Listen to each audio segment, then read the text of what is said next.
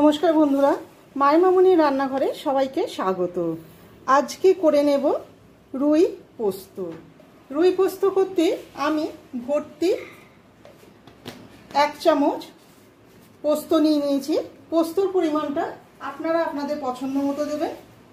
এটা আমি শিলে বেটে নেব। নিয়েছি মাঝারি সাইজের 2টো পেঁয়াজ কুচি, 4টে কাঁচা লঙ্কাকে মাঝখান থেকে চিড়ে নিয়েছি, টমেটো, আর যেটা না হলেই নয় 3 পিস লবণ হলুদ মাখানো রুইয়ে 3টে পিস নিয়ে নিয়েছি। গ্যাসে কড়া বসিয়ে গ্যাসটাকে অন করে দিয়ে কড়াতে সর্ষের তেল দিয়ে দিয়েছি। তেলেতে সামান্য লবণ দিয়ে দিচ্ছি যাতে কড়ার গায়ে মাছ লেগে না যায়। এবার মাছগুলোকে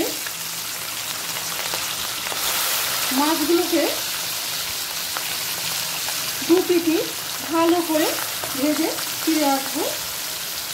মাছগুলো লাল করে ভাজা হয়ে গেছে। এরপর অন্য পাত্রে তুলে নেব।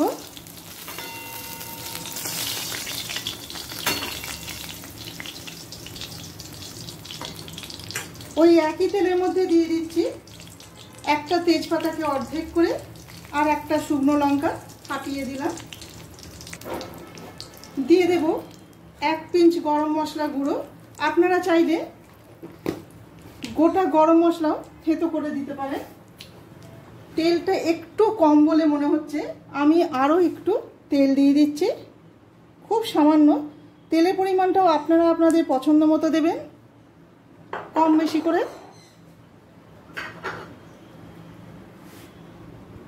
দিয়ে দিচ্ছি পেঁয়াজ কুচনো। পেঁয়াজটা হালকা লাল হওয়া পর্যন্ত অপেক্ষা করব।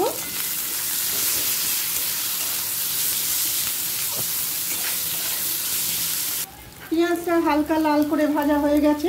এই সময় দিয়ে দিচ্ছি কেটে রাখা টমেটো আর কাঁচা লঙ্কা। টমেটো আর কাঁচা লঙ্কাটাও পেঁয়াজের সাথে আরও 1 মিনিট হাই ফ্লেমে ভেজে নেব। পেঁয়াজ টমেটো কাঁচা লঙ্কা 1 মিনিট ভাজা হয়ে গেছে। এই সময় গ্যাসের ফ্লেমটাকে লোয়ে করে দিয়ে দেব 1/2 চামচ আদা রসুন বাটা। দিয়ে দেব পরিমাণ মতো লবণ। এখন লবণটা আমাদের বুঝে দিতে হবে, কেননা মাছটা ভাজবার সময়তেও লবণ দিয়েছিলাম, সেই বুঝে এখন লবণটা দিচ্ছি। তো 1/2 চামচ জিরে গুঁড়ো। আমি হলুদের ব্যবহার করছি না, তবে চাইলে আপনারা হলুদ দিতে পারেন। 4 চামচের 4 ভাগের 1 ভাগ গোলমরিচের গুঁড়ো, 1/2 চামচ চিনি। চিনির পরিমাণটা আপনারা আপনাদের পছন্দ মতো কম বেশি করে দিতে পারেন। দিয়ে ভালো করে মিশিয়ে নেব। আদা রসুনের কাঁচা গন্ধটা চলে যাওয়া পর্যন্ত অপেক্ষা করব। গ্যাসের ফ্লেমটাকে কিন্তু আমি লোয়েতে রেখে কষিয়ে নিচ্ছি, কেননা এতে টমেটোটাও গলে যাবে। আদা রসুনের কাঁচা গন্ধটা চলে গেছে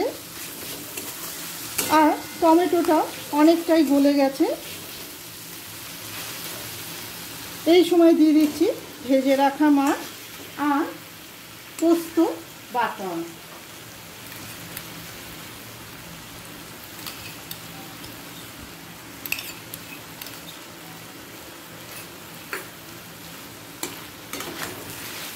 ভালো করে মিডিয়াম টু হাই ফ্লেমে একবার কষিয়ে নেব। মাছের সাথে পেঁয়াজ আদা রসুন পোস্ত সব একসাথে একবার মিশিয়ে নিচ্ছি। খুব সুন্দর একটা গন্ধ ভেসে আসছে। এই সময় দিয়ে দিচ্ছি পোস্ত বেটে রাখা জল, আরও একটু দিয়ে দেব।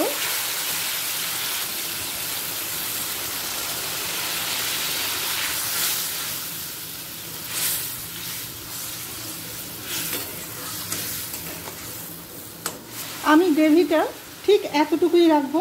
গ্যাসের ফ্লেমটাকে আমি বন্ধ করে দিচ্ছি। ওপর থেকে দিয়ে দেব আরও 1 পিঞ্চ গরম মশলা গুঁড়ো। ব্যাস রেডি রুই পোস্ত। সামনেই দুর্গাপুজো, দুর্গাপুজো যে কোনো একদিন করে নিন রুই পোস্তর এই রেসিপিটা।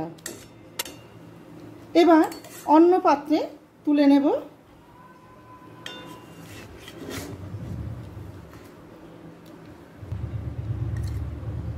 যারা বাইরে থাকেন তারা পুজোর সময় ঘরেতে আসেন ঘরের মতো করে খাওয়া দাওয়ার জন্য। পুজোর সাথে সাথে খাওয়া দাওয়াটা বেশ জমে যাবে। তা যে কোনো একটা দিন এইভাবে করে নিন রুই পোস্ত রেসিপিটা, যেটা খেতে দুর্দান্ত লাগবে।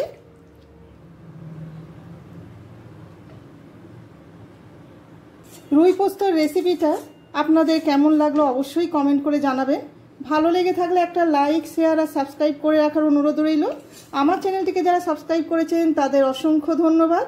আবার নতুন কোনো রেসিপি নিয়ে আপনাদের কাছে ফিরে আসব। সবাই ভালো থাকবেন, ধন্যবাদ।